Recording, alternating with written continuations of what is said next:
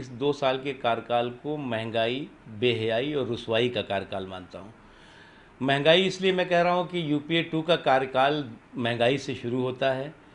बेहयाई जब मैं कहता हूँ तो कैश फॉर वोट से लेकर के और उसके बाद महंगाई पर जिस तरह से संसद के अंदर सरकार समर्थन जुटा रही थी और अपने को दिखा रही थी कि हम महंगाई पर हम विजय हासिल करने के लिए, महंगाई को बढ़ावा देने के लिए हमारे पास समर्थन है। और भ्रष्टाचार और घोटालों पर जिस तरह की बेशर्मी दिखाई गई, चोरी और सीनाजोरी का माहौल दिखाया गया, तो वो बेहयाई का है। और रुसवाई का जो क्रम श्री मनमोहन सिंह जी ने शर्म शेख में शुरू किया, उस रुसवाई के क्रम को जारी रखते हुए, उस परंपरा को जारी रखते हुए इस देश के माननीय गृह मंत्री ने जिस तरह से भारत के इंटरनल सिक्योरिटी और नेशनल सिक्योरिटी जैसे संवेदनशील मुद्दे पर भारत के केस को कमज़ोर किया है और दुनिया में रुसवाई की है, इसीलिए मैं कहता हूँ कि ये महंगाई, बेहयाई और रुसवाई का कार्यकाल है और उसी का कीर्तिमान इन 2 सालों में इस सरकार ने बनाया है। और यूपीए सरकार के हर साल निराले हैं, चौतरफा करप्शन है, हर ओर घोटाले हैं। आपने गृह मंत्री का जिक्र किया है, 2G का बोलबाला है आजकल। कनिमोझी गई अंदर, राजा जेल के अंदर गए, तमाम जो उससे जुड़े हुए कंपनियां थी उसके लोग अंदर चले गए। प्रधानमंत्री ने कहा था कि जो साइन अथॉरिटी थी वो वित्त मंत्री ने की थी, उसमें तत्कालीन वित्त मंत्री जो थे वो आज के गृह मंत्री हैं। ये जेल दर्शन कब करेंगे? देखिए, ये अली बाबा की सरकार और 40 चोरों की बारात, दरअसल अली बाबा और 40 चोर का ये पूरा के पूरा खेल है। और पता नहीं कितने 40 चोरों की जमात जेलों में होगी और होना चाहिए, इसका कोई अंदाज़ा नहीं लगा सकते, क्योंकि जो घोटाले और लूट हुई है वो कोई सामान्य घोटाले और लूट नहीं है। लेकिन प्रधानमंत्री ने तो खुद कहा था, तत्कालीन वित्त मंत्री ने साइन किया था उस कागज, उनको दोषी एक तरह से माना था, तो वो फिर जेल के अंदर क्यों नहीं? नहीं, जो भी हमने कहा ना कि ये 40 चोरों की बारात है, कितने 40 चोर अभी जेलों में होंगे।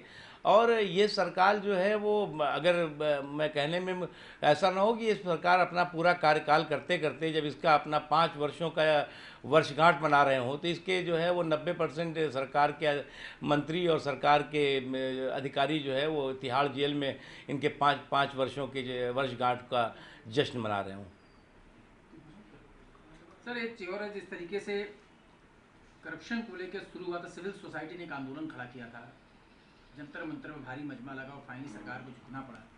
रामदेव भी उसमें एक अगुआ हुआ करते, लेकिन रामदेव को सिविल सोसाइटी ने थोड़ा किनारे कर दिया, कहा यहाँ योग नहीं करना है, यहाँ कानून बनाना है। अब बाबा रामदेव खुद 4 तारीख से अनशन पर आ रहे हैं, वो रामलीला मैदान में करेंगे, वो कह रहे हैं उनके साथ 1 लाख लोग अनशन करेंगे। भूड़ मची है क्या क्रेडिट लेने की? देखिए, मुझे लगता है कि अनशन करना तो अच्छी बात है और हेल्थ के लिए भी अच्छा है। और बाबा रामदेव जी तो योग गुरु भी हैं और हेल्थ का ज्ञान देते हैं, तो निश्चित तौर से इससे लोगों को प्रेरणा मिलेगी।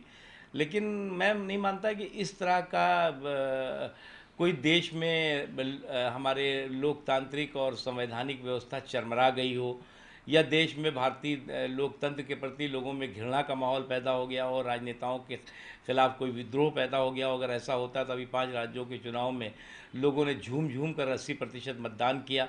और हमारे पास वोट की ताकत की मिसाइल है हर आदमी के पास, और वो उससे उस ताकत से अगर कोई भ्रष्ट है, अगर कोई बेईमान है और ठीक से शासन नहीं कर रहा है, तो उसको उखाड़ फेंकते हैं। जहाँ तक सवाल है होड़ का, तो हो सकता है कि सिविल सोसाइटी में भी कुछ सुपर सिविल सोसाइटी के लोग आ गए हों और वो चाहते हो कि साहब ये क्रेडिट हमको मिलना चाहिए। क्योंकि देखा गया उसमें रामदेव ने आपत्ति उठाई थी कि एक ही परिवार के 2 सदस्य आ गए हैं, उसके बाद जब सिविल सोसाइटी के लोगों ने उनका विरोध कर दिया तो एक नया उन्होंने आंदोलन की शुरुआत की है। देखिए, ये एक आ गए, 2 आ गए, अरे भाई जब हम वकील चुनते हैं, वकील किसी चीज़ के लिए करते हैं, तो वो थोड़ी देखते हैं कि वो किस परिवार का है, उसका क्या बायोडेटा है, क्या, ठीक है आ गए वो ड्राफ्ट बनाने के लिए। ड्राफ्ट कमेटी है, कोई संविधान सभा थोड़ी है। नहीं, बाबा रामदेव तो उसी के बाद अपना अब आंदोलन वो शुरू। ठीक है, उनका महानता है, मैं उस पर कोई टिप्पणी बहुत ज़्यादा नहीं करना चाहता। दूसरी चीज़ है, एक राहुल गांधी का काफ़ी बोलबाला है और आज संयोग से राजीव जी की पुण्यतिथि भी है।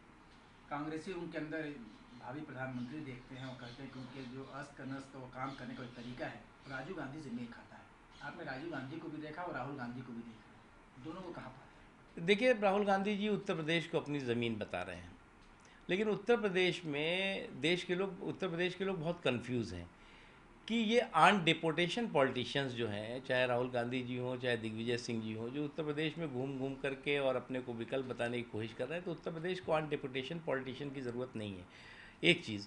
दूसरी चीज़, कांग्रेस पार्टी और राहुल गांधी जी को मैं बिना मांगे एक सलाह देना चाहता हूं कि वो गरीब की झोपड़ी और किसानों के खेत खलिहान को अपने फ़ोटो सेशन का स्टूडियो बनाना बंद करें। उससे किसी तरह का उनको न लाभ होने वाला है, ना उनकी पार्टी को लाभ होने वाला है। अगर वास्तव में वो गरीबों की, कमज़ोर तबकों की, उत्तर प्रदेश के हालात या देश के हालात के प्रति चिंतित हैं, तो केंद्र में उनकी सरकार बैठी हुई है। छोटी छोटी बात पर जो है वो जिसका कोई विषय नहीं होता, आप जो है वो गवर्नर का इस्तेमाल करके जो है वो आप वहाँ की विपक्ष की सरकारों को धमकाते रहते हैं।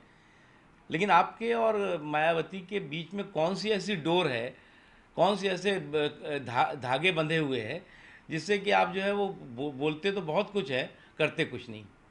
नहीं, दोनों में क्या आप मेल पाते हैं, राजीव गांधी और राहुल गांधी में, क्योंकि आपने दोनों को देखा है?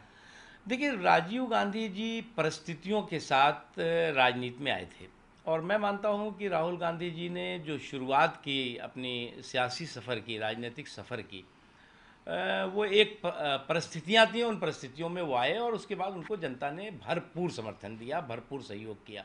उसके बाद आपको मालूम है चुनाव में जो बाद में हश्र हुआ। लेकिन राहुल गांधी जी परिस्थितियों के कारण नहीं आए हैं।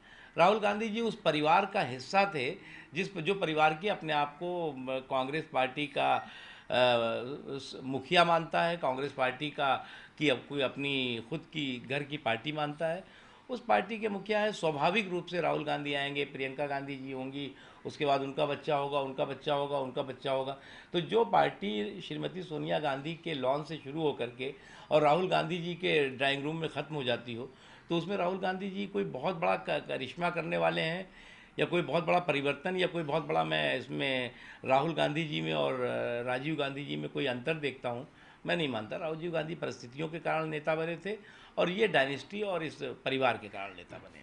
उनको तो आपने प्रधानमंत्री के रूप में 5 साल देखा, इनको महासचिव के तौर पर 3 साल से देखा है। दोनों के काम करने का तरीका कुछ समझ में आता है? इनका काम करने का तरीका जो है वो उन्होंने जो है वो जब परिस्थितियां बनी तो उससे परिस्थितियों के तत्काल बाद उन्हें सत्ता मिली और सत्ता में वो प्रधानमंत्री के रूप में रहे।